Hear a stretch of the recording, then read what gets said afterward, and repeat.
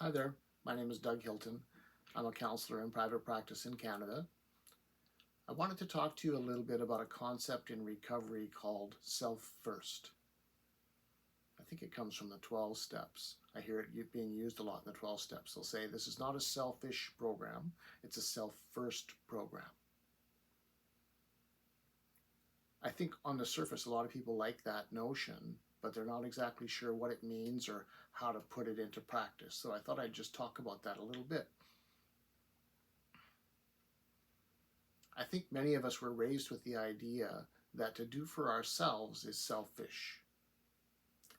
And therefore, people get in a habit of doing for others, hoping maybe they'll do back for them, and then it'll be somewhat even, and they won't just be expending energy, but also receiving some. But of course, that doesn't always work, and that can be very frustrating. But then when people hear a notion like self first, that doesn't sound very nice to them if they've been raised that way. Like, wow, that just sounds like being selfish. But here's the distinction. Self first is about not an either or proposition, you or me. It's me first, and then maybe you. So, for example, imagine this is my container of energy inside of me. This is my tea mug that I used in the office.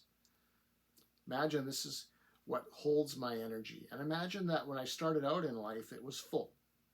Untapped energy, untapped potential. I'm just getting started.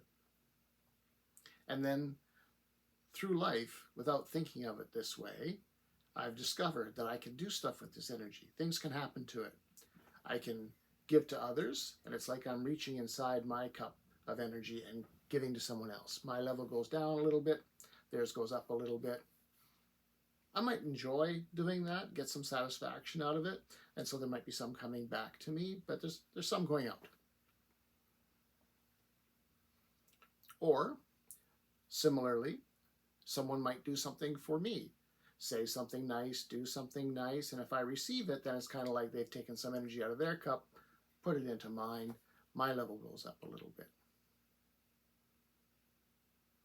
Sometimes people are sneaky or manipulative, and it's like I picture like a little fishhook landing in the cup and taking stuff out, not necessarily with your permission or even your awareness sometimes.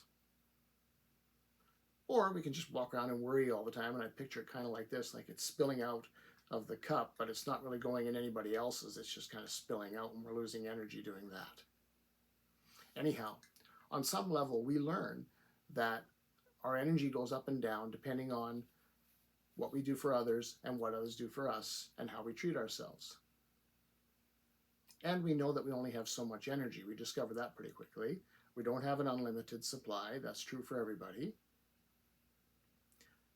I also picture it like somewhere in our container, there's like a line, kind of like the gas gauge in a car that says, okay, you're getting close to empty here. You better do something.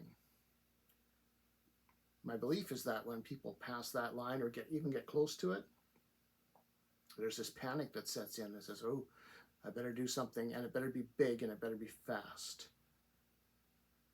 So when people get that empty, that's when people often either end up trying or end up returning to something addictive. Something big and fast, right? So it's dangerous.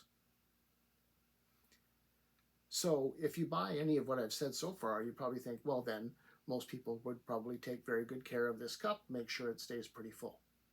But again, a lot of us were raised with the idea that doing for ourselves is selfish. So we've been taught it's better to give than to receive, and we've perverted that notion into just give, don't receive. Give, give, give, give, give, right?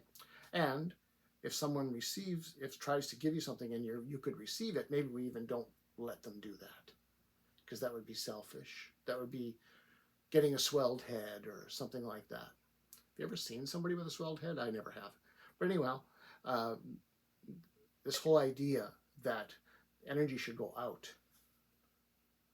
But of course, if we take that approach, give, give, give, don't let anything go back in, don't do good things for ourselves, don't let other people do it either, what happens to the cup? Yeah, we get down here. So it's a bit of a setup, right? So here's where the self first notion comes in. It just means do for yourself, do good things for you, let others do good things for you. Cup gets full. And then when it's full, you're in a good spot. You could give to others because you've got plenty. You've got some to spare without putting yourself in danger. And if you need to, you know how to put more back in it. So then you can give more. So it isn't a question of me versus them. It's me first and then them. So the question I would ask you to think about is, what could you do, or what do you do that could fill your cup? And then maybe be mindful of that as you go about your recovery. Make sure you keep that notion in mind. Check in on yourself. You've been emptying more than filling. Like, you wouldn't do that to your car for very long. Right? Eventually, you've got to fill up. So anyway, I hope this helps. I hope it made sense. Okay, take care.